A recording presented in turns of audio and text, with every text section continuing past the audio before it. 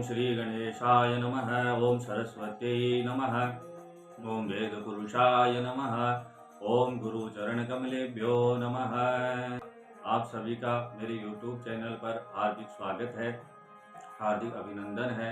मैंने इस YouTube channel का निर्माण सनातन धर्म के प्रचार प्रसार हेतु किया है। सनातन धर्म से संबंधित जितने भी विषय हैं, वेद, पुराण, उपनिषद, व्रत, त्योहार आदि के विषय में सार्थक जानकारी आपके समकक्ष लेकर मैं आऊँगा। हमारा आज का जो विषय है वो है होलिका उत्सव। सनातन धर्म में होलिका उत्सव बड़े धूमधाम से मनाया जाता है। होलिका उत्सव में बड़े बूढ़े जवान महिलाएं सभी की रुचि दिखाई पड़ती है। शास्त्रोक्त विधि से होलिका उत्सव किस प्रकार मनाया जाए, धर्म ग्रंथों के आधार पर मैं आपको बताने का एक सार्थक प्रयास करूंगा। और इस वर्ष भ्रांति की स्थिति बनी हुई है कि होलिका उत्सव 6 मार्च 2023 को मनाना उचित है या 7 मार्च 2023 को सूर्योदय से पहले मनाना उचित है। तो आइए हम देखते हैं कि 6 मार्च 2023 को होलिका उत्सव उचित है या 7 मार्च 2023 को। तो इसमें बड़ा स्पष्ट है कि हर क्षेत्र के लोकाचार, रीति रिवाज, परंपराएं अलग अलग होती है। उसी प्रकार हर क्षेत्र के पंचांग अलग अलग होते हैं। जैसे राजस्थान में ही देख लें तो शेखावाटी पद्धति अलग है, जयपुर पद्धति अलग है, नागौर की और मारवाड़ की पद्धति भिन्न भिन्न है। इस कारणवश उत्सवों में भी लोकाचार में भिन्नता पाई जाने के कारण भ्रांति की स्थिति उत्पन्न हो जाती है। हर क्षेत्र के पंचांग अलग अलग बने हुए हैं अपने अपने रीति रिवाजों के अनुसार। शेखावाटी में अलग पंचांग की प्रधानता है, जयपुर पद्धति में अलग पंचांग की प्रधानता है, नागौर और मारवाड़ में अलग पंचांग की या रीति रिवाजों की या लोकाचार की प्रधानता है। हमारे यहाँ पर कहा जाता है कि हर 12 कोस में पानी और वाणी दोनों का स्वाद परिवर्तन हो जाता है। उसी प्रकार लोकाचार है, हर जगह के लोकाचार अलग अलग होते हैं। हर क्षेत्र के पंचांग अलग अलग बने हुए होने के कारण यह भ्रांति की स्थिति उत्पन्न हो जाती है। अधिकतर पंचांगों में 6 मार्च 2023 को गोधूली वेला में होली मनाना प्रशस्त बताया है। कुछ पंचांगों में 7 मार्च 2023 को सूर्योदय से पहले होली मनाना प्रशस्त बताया है। अतः अपने अपने लोकाचार के अनुसार उनमें लिखा गया है या निर्णय किया गया है। अतः इससे बड़ा स्पष्ट हो जाता है कि जो जहाँ पर रह रहा है वहाँ के बड़े विद्वान या समाज के लोगों से मिलकर तय करके होलिका उत्सव मनाएं। वैसे मेरा मत यह है कि अधिकतर पंचांगों में 6 मार्च 2023 को गोधूली वेला में होलिका उत्सव मनाना प्रशस्त बताया है। तो मैं भी यही कहूँगा कि 6 मार्च 2023 को गोधूली वेला में होलिका उत्सव मनाना अधिक उपयुक्त होगा। कुछ पंचांगों में 7 मार्च 2023 को सूर्योदय से पहले होलिका उत्सव मनाना उचित बताया है या प्रशस्त किया है। अतः वो अपने लोकाचार के अनुसार, अपने रीति रिवाजों के अनुसार है। अतः भारतवर्ष में अधिकतर जगह पर जो होलिका उत्सव होगा वो 6 मार्च 2023 को गोधूली वेला में अधिकतर जगह पर होलिका उत्सव मनाया जाएगा। भारत के कुछ भूभाग पर या राजस्थान के कुछ भूभाग पर 7 मार्च 2023 को सूर्योदय से पहले होलिका उत्सव मनाया जाएगा। दोनों ही स्थितियों में होलिका उत्सव मनाना उचित बताया है। अब हम विचार करेंगे कि होलिका उत्सव शास्त्रोक्त विधि से कैसे मनाएं। इसकी विधि में आपको धर्म ग्रंथों के आधार पर बताने का प्रयास करता हूँ। हर उत्सव के, हर त्योहार के अधिपति देवता होते हैं। जिस प्रकार दीपावली के अधिपति प्रमुख जो है लक्ष्मी माता है, श्रावण के भगवान शिव शंकर जी हैं, शिवरात्रि के भगवान शिव शंकर हैं, जन्माष्टमी के कृष्ण भगवान हैं। और उसी प्रकार होलिका उत्सव का जो अधिपति है या जो प्रमुख देव माना गया है वो ढूंढा नाम की एक राक्षसी है, जिसको अडाडा के नाम से भी जाना जाता है। उसकी पूजन अर्चन सनातन धर्मी होलिका उत्सव में करते हैं। किस प्रकार पूजन अर्चन करना चाहिए उसकी विधि मैं आपके सामने प्रस्तुत कर रहा हूँ। होलिका के सामने खड़े होकर हाथ जोड़कर या फिर दाहिने हाथ में, राइट हैंड में जल लेकर होलिका से प्रार्थना करनी चाहिए किस प्रकार कि स कुटुम्बस्य मम ढूंढा राक्षसी प्रीत्यार्थम तत्पीड़ा परिहार अर्थम होलिका पूजन अहम करिष्ये। इस प्रकार कहकर जल छोड़ देना चाहिए। फिर होलिका का पूजन अर्चन करना चाहिए। सबसे पहले दाहिने हाथ में राइट हैंड में अक्षत लेकर बोलना चाहिए श्री होलिकाये नमः, श्री होलिकाये नमः।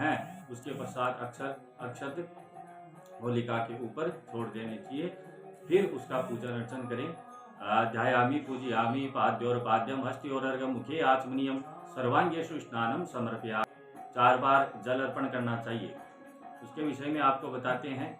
पाद्योर्पाद्यम कहे होलिका आपको पैर धोने के लिए जल प्रदान कर रहा हूँ। हस्ति और अर्घ्यम अर्घ्य प्रदान करने के लिए जल दे रहा हूँ। मुखे आचमनीयम और आचमन करने के लिए जल प्रदान कर रहा हूँ। और सर्वांगेषु स्नानम समर्पयामि और स्नान करने के लिए आपको जल प्रदान कर रहा हूँ। फिर वस्त्र चढ़ानी चाहिए। वस्त्रम उपस्त्रम समर्पयामि। वस्त्र कहीं जगह पर कलावे का चढ़ाते हैं या कहीं जगह पर कच्चे सूत का वस्त्र चढ़ाते हैं। तो जिसका जैसा रीति रिवाज हो वैसा कर लेना चाहिए। वस्त्र चढ़ाने के बाद एक बार जमीन पर पृथ्वी माता पर जल छोड़ना चाहिए। उसके बाद चंदन का तिलक या रोली का तिलक करें। अक्षत चढ़ावें, पुष्प या पुष्प माला चढ़ा देवें। फिर धूप आग्रापयामी। धूप आग्रापयामी से तात्पर्य है कि धूप प्रज्वलित कर देनी चाहिए। हमेशा ध्यान रखो धूप ही प्रज्वलित करें, अगरबत्ती प्रज्वलित नहीं करें। विशेष परिस्थितियों में अगरबत्ती भी प्रज्वलित की जा सकती है।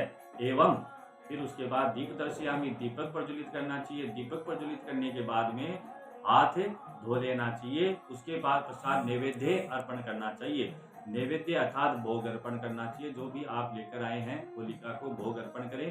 3 बार पुनः पृथ्वी माता पर जल चढ़ावे थोड़ा थोड़ा। उसके बाद 7 ऋतुफल चढ़ाने चाहिए। ऋतुफल के पश्चात पुनः आचमन अर्थात जल चढ़ाना चाहिए। फिर तांबुल पेटिकाम समर्पयामि। फिर जो पान का पत्ता है या जो पान आप अगर लेकर आए हो तो पान अर्पण कर देना चाहिए। पान के पश्चात दक्षिणाम समर्पयामि, दक्षिणा अर्पण करनी चाहिए। और फिर पुष्पांजलि अर्पित कर देनी चाहिए। इस प्रकार होलिका का पूजन अर्चन करें। और फिर हाथ जोड़कर प्रार्थना करें। प्रार्थना किस प्रकार करें? वंदिता श्री सुरेंद्रेण ब्रह्मणा शंकरेण च। हिंदी में अर्थ बता देता हूँ कि हे भगवान वंदन करता हूँ सुरेंद्रेण अर्थात हे भगवान विष्णु, हे भगवान ब्रह्मा और हे भगवान शंकर, मैं आपका वंदन करता हूँ। अतस्त्वां पाहि नो देवी, हे होलिका आपको भी वंदन करता हूँ। भूते भूति प्रदा भव, मुझे और मेरे परिवार को पीड़ाओं से मुक्त करो, अनिष्टों से मुक्त करो और सुख सौभाग्य समृद्धि हमें आप प्रदान करो। इस प्रकार से प्रार्थना करनी चाहिए। फिर उस अग्नि की 3 बार परिक्रमा करें अर्थात होलिका की 3 बार परिक्रमा करें। इस प्रकार बताया शास्त्रों में कि तय अग्नि त्रिपरिक्रम्य है, अग्नि की 3 बार परिक्रमा करो। गायन्तु च हसन्तु च दर्पन्तु स्वच्छया लोका निशंका यस्य यन्मतम्। निशंक होकर बिना किसी शंका के, बिना किसी चिंता के आनंद और प्रमोद से होलिका उत्सव गीत वादित्र आदि से होलिका उत्सव मनाना चाहिए। जिसको जो रुचि वैसा स्वेच्छानुसार बोले, गावे, हंसे और होलिका उत्सव मनावे। फिर क्या कहा है कि चंडाल सूतिका गेहाच चिसुहारित वनहीना, कि होलिका उत्सव में जो अग्नि का उपयोग करें वो सूतिका के घर से मंगवानी चाहिए। पुराना नियम तो यही है। और फिर होलिका दहन करना चाहिए। फिर क्या कहा है? ततोभ्युक्ष चितिम सर्वाम साजेन पयसा सुधी। उसके पश्चात होलिका को अगले दिन या उसी समय दूध और घृत से बुझाना चाहिए। और नारिकेराणि देयानि बीजपूर फलानि च, नारियल के फल और बिजोरे के फल बांटने चाहिए।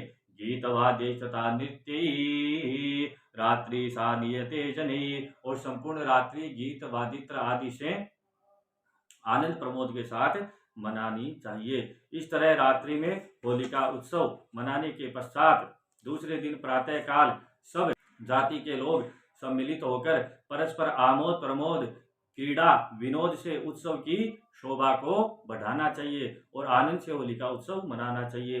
प्राचीन समय से अब तक अबीर उड़ाना, गुलाल खेलना, पिचकारियों द्वारा जल सींचना आदि इस उत्सव का प्रधान कर्म रहा है। वास्तव में ये सब कार्य वसंत के अंग हैं।